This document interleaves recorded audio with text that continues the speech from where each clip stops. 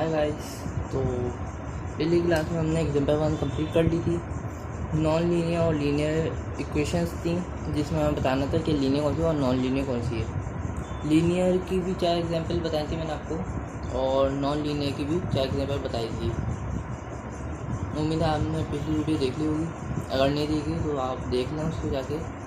अब जो है हम इसके आगे से ही स्टार्ट करेंगे जिसमें जो है हम जनरल इक्वेशन की बात कर लेते हैं। यानी कि यहाँ पे अगर इस सिस्टम की हम बात करें तो इसमें m जो है वो लीनियर इक्वेशन है और n जो है वो अननोन है, यानी कि वेरिएबल्स हैं। यहाँ मैंने लिख दिए। m रिप्रेजेंट करेगा नंबर ऑफ लाइंस को, नंबर ऑफ इक्वेशंस को, और n जो है वो रिप्रेजेंट करेगा वेरिएबल्स कितने हैं। 1 वेरिएबल है, 2 वेरिएबल है, 3 वेरिएबल है, इस तरह। जैसे ये पहली इक्वेशन है हमारी, इसमें a11 x1 यानी कि a11 जो है ये हमारा कांस्टेंट है, कोफिशिएंट जिसको कहते हैं, और x जो है हमारा अननोन वेरिएबल है।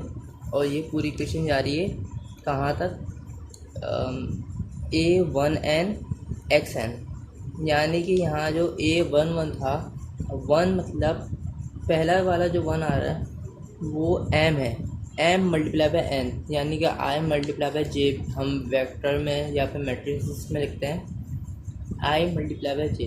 यहाँ पर है m मल्टीप्लाई बाय n, यानी m जो है वो रिप्रेजेंट कर रहा है नंबर ऑफ इक्वेशन को और n जो है वो वेरिएबल्स को रिप्रेजेंट कर रहा है। यानी कि यहाँ लाइन भी 1 है, यानी कि इक्वेशन नंबर 1 है, और वेरिएबल नंबर 1 भी है, जब भी यहाँ पे 1 1 आ रहा है। अब यहाँ पे वेरिएबल जो है 2 हो गया, इक्वेशन नंबर 1 ही है। ये पूरी जो है इक्वेशन नंबर 1 है, इसलिए ये 1 ही रहेगा। और दूसरी चीज़ जो है वो चेंज होती जाएगी क्योंकि वो जो वेरिएबल को रिप्रेजेंट कर रहा है। यानी कि यहाँ 1 1 है, फिर यहाँ a12 हो गया, फिर यहाँ a13 हो गया, और ये चलता जाएगा कब तक, जब तक ये a1n नहीं हो जाए। n क्या है यहाँ पे, फिर से बता रहा हूँ, नंबर ऑफ़ वेरिएबल्स हैं, यानी वेरिएबल्स को रिप्रेजेंट कर रहा है ये। यानी कि यहाँ पे n वेरिएबल्स हैं, हमें नहीं पता n कितने हैं, जब भी हमने लिख दिया n वेरिएबल्स। यहाँ अगर हमें पता था कि 10 है तो हम 1 2 3 4 इस तरह 10 तक हम लेके जाते हैं इक्वेशन। और इसका जो आउटपुट आ रहा है, यानी कि ये इक्वेशन किसके बराबर है, b1 के बराबर है। ये भी इक्वेशन नंबर 1 को रिप्रेजेंट कर रहा है, b1। तो ये दूसरी इक्वेशन है। दूसरी इक्वेशन यानी कि इक्वेशन नंबर 2, यानी a जो है वो क्या हो जाए 2/1। 2/1 क्यों, क्योंकि दूसरी इक्वेशन है और पहला जो है वेरिएबल ही है, तो ये इक्वेशन फिर जाएगी। इसका आंसर क्या आएगा, b2 आएगा। और उसका ये इक्वेशन नंबर 3 है, इसका आंसर क्या आएगा, b3 आएगा। और फिर जो है ये आगे जाके am1 x1 और वाली इक्वेशन पर जाएगी जिसका आंसर होगा bm, यानी कि ये m जो है वो रिप्रेजेंट करेगा इक्वेशन नंबर को। यानी कि ये m इक्वेशन है, हमें नहीं पता m कितनी है, जब भी हमने m लिख दिया यहाँ पे जनरल फॉर्म बनाने के लिए। उसके बाद आगे हम आए थे linear system in 2 unknowns. 2 unknowns मतलब जिसमें 2 वेरिएबल्स हों, 2 अननोन्स हों। पिछली वीडियो में हमने ये बताया था कि अननोन्स क्यों कहते हैं, तो वो वीडियो आप जाकर देख लीजिएगा। अच्छा, इसमें हम लीनियर सिस्टम को, ये अगली वीडियो में बताएंगे लीनियर सिस्टम हम किसको कह रहे हैं। लीनियर इक्वेशन तो हम बोल सकते हैं, लेकिन हम यहाँ लीनियर सिस्टम का वर्ड यूज़ कर रहे हैं। क्यों ये टर्म यूज़ कर रहे हैं इसको हम अगली वीडियो में देखेंगे। अच्छा, यहाँ पे जो है हमने 2 जो है अननोन्स लिए हैं और 2 ही इक्वेशंस लिए हैं। यानी पहली इक्वेशन जो है, अच्छा इसमें जो हमारा वेरिएबल है अननोन जो है हमारा, वो हमने चेंज कर दिया है, इसमें हमने x और y की टर्म में ले लिया है, सही है।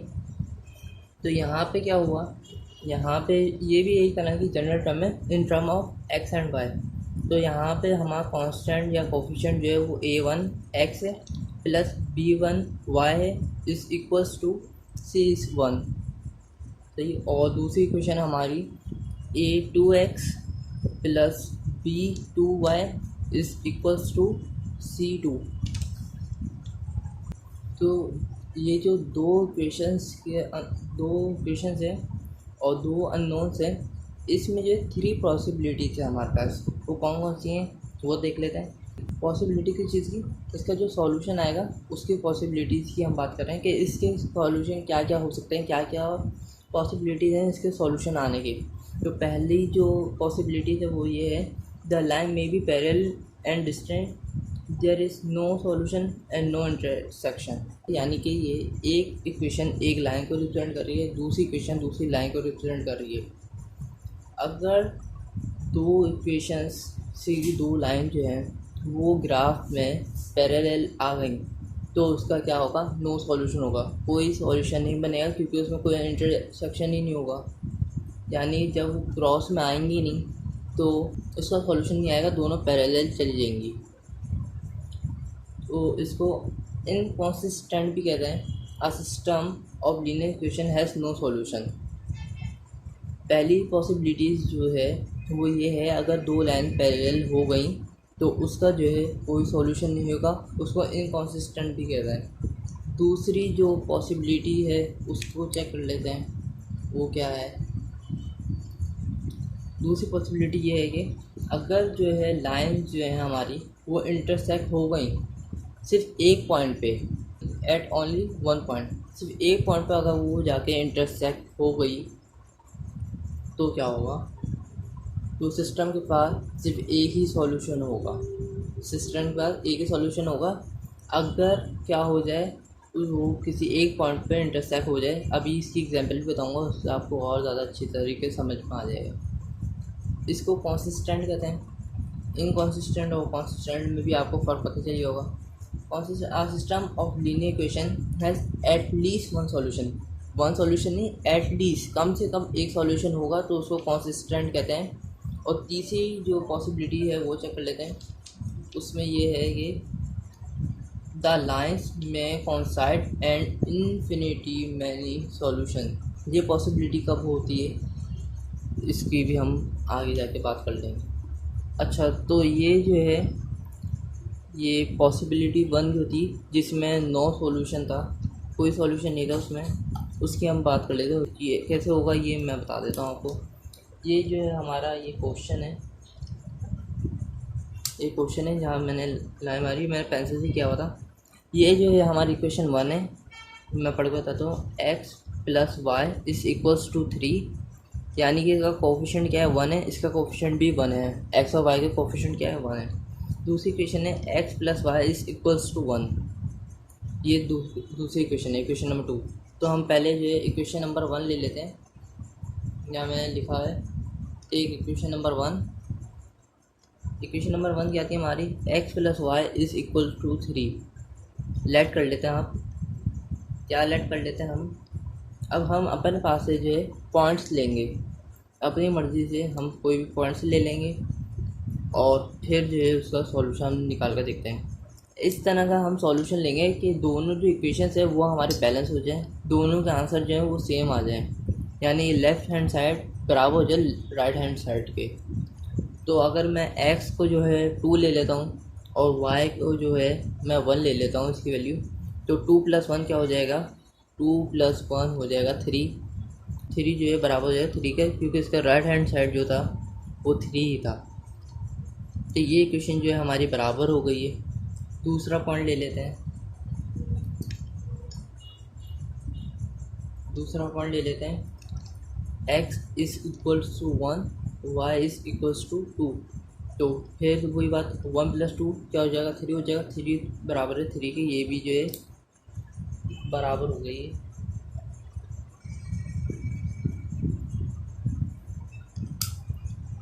अब इन दो वैल्यूज, ये जो दो वैल्यू थी x और y की, इसमें थी 2,1 और इसमें जो है 1,2, ये दो वैल्यूज़ थी।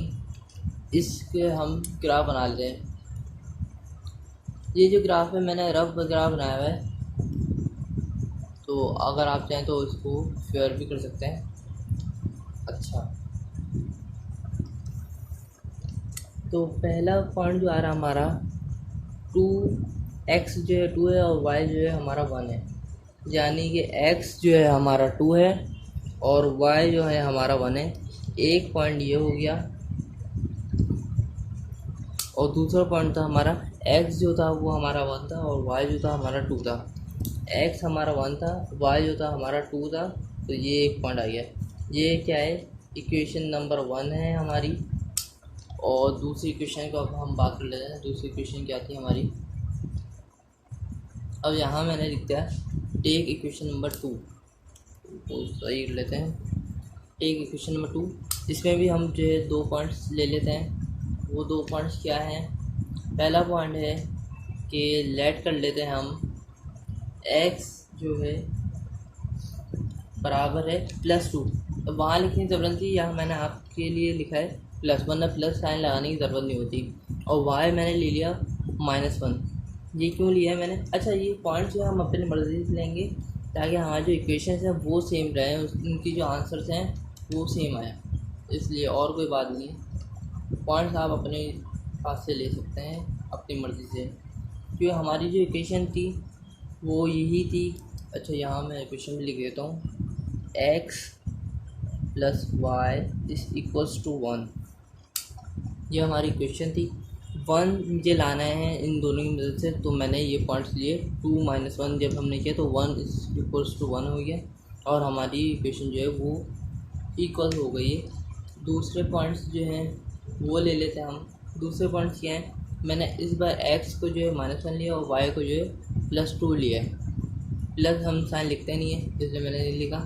-1 + 2 जब करेंगे तो 1 आंसर आ जाएगा और ये भी इक्वेशन हमारी सॉल्व हो गई।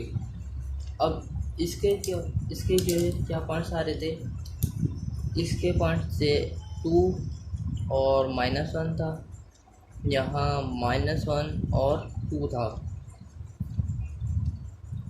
ये 2 पॉइंट थे। और अब जो है हम यहाँ पे ग्राफ में अपने ग्राफ में हम फिट कर देते हैं, इसको पुट कर देते हैं।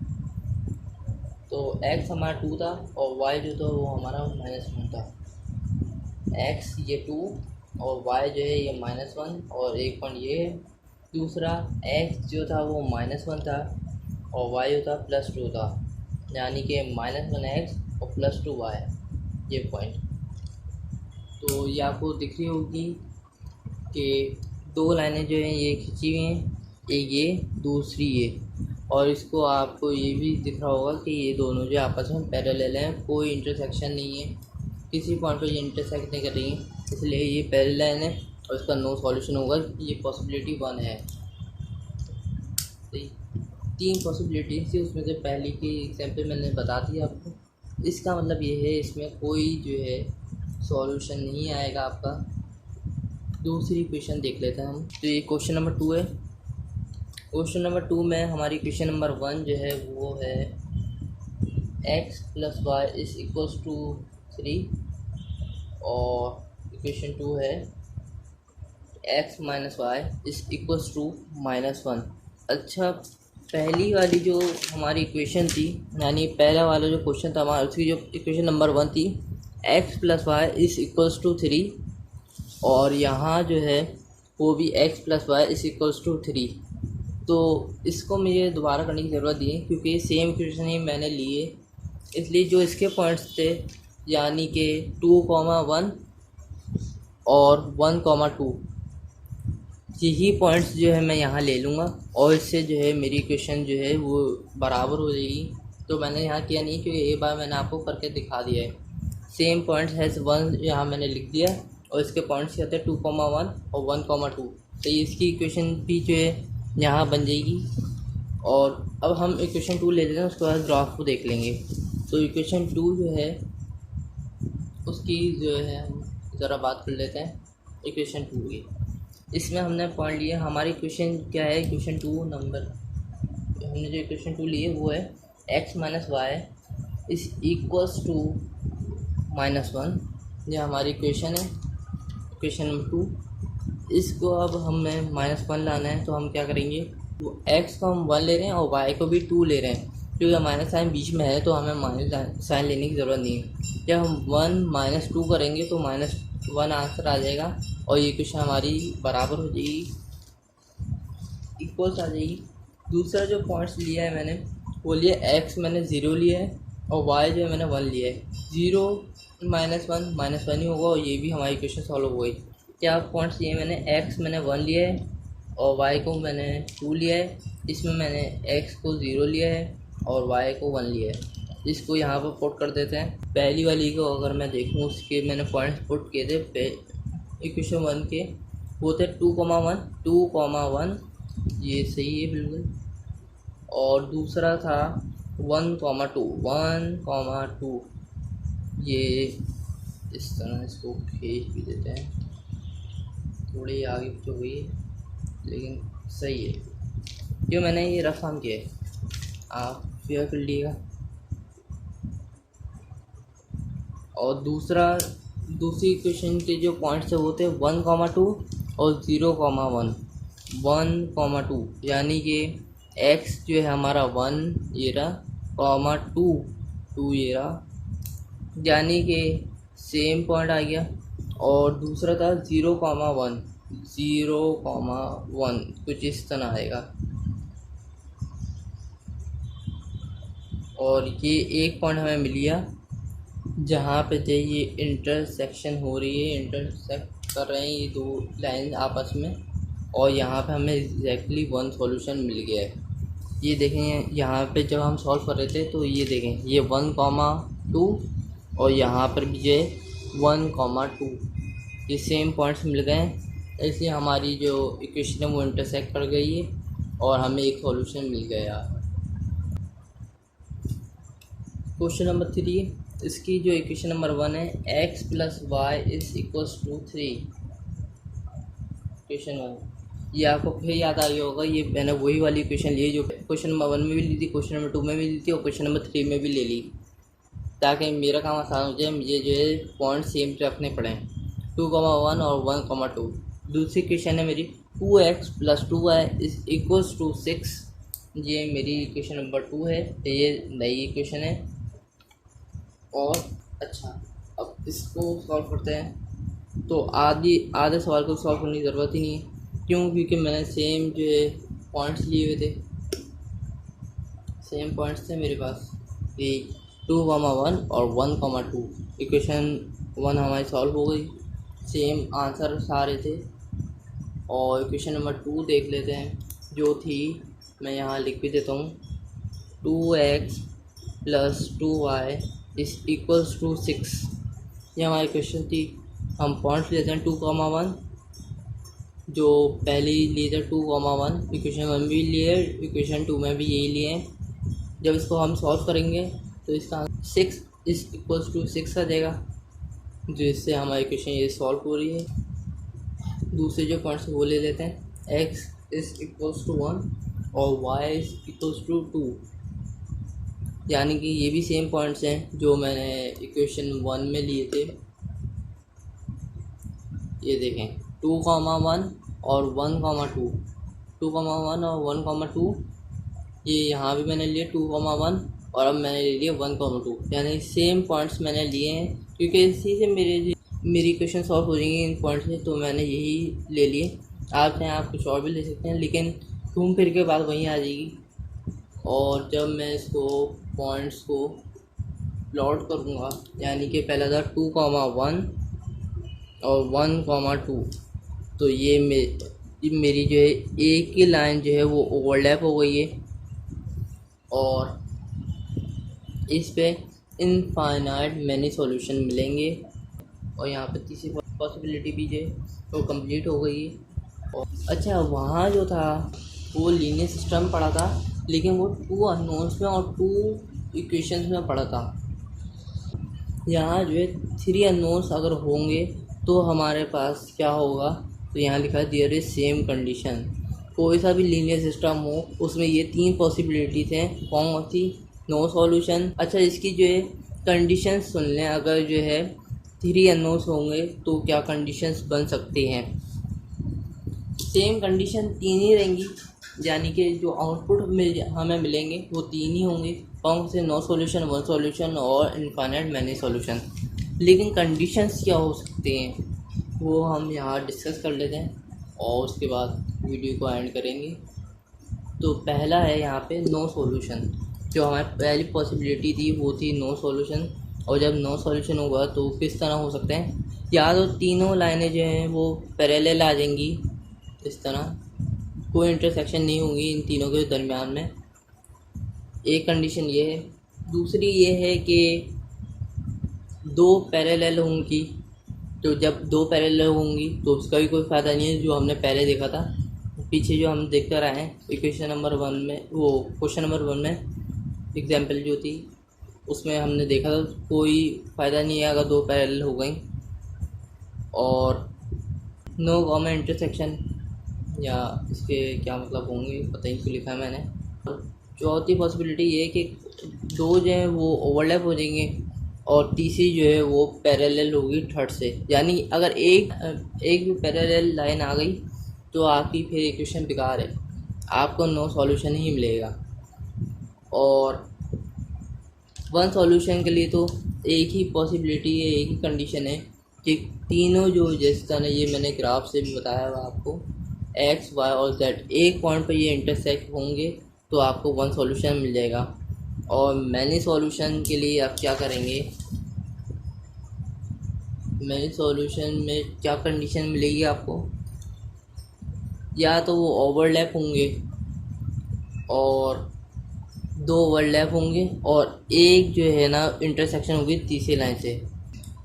यहाँ पे मैंने इसका जो कंक्लूजन है वो लिख दिया है, every system of linear equation has 0, 1 और infinity many solution, there is no other possibility. इसका मतलब ये है कि कोई सा भी लीनियर सिस्टम हो, जिस तरह अभी हमने दो एग्जांपल्स हमने देखी, दो लीनियर सिस्टम देखे हमने, एक था जिसमें दो अननोन वेरिएबल्स थे और दो इक्वेशन थी, और एक हमने देखा कि तीन अननोन 3 वेरिएबल्स थे और 3 इक्वेशन थी।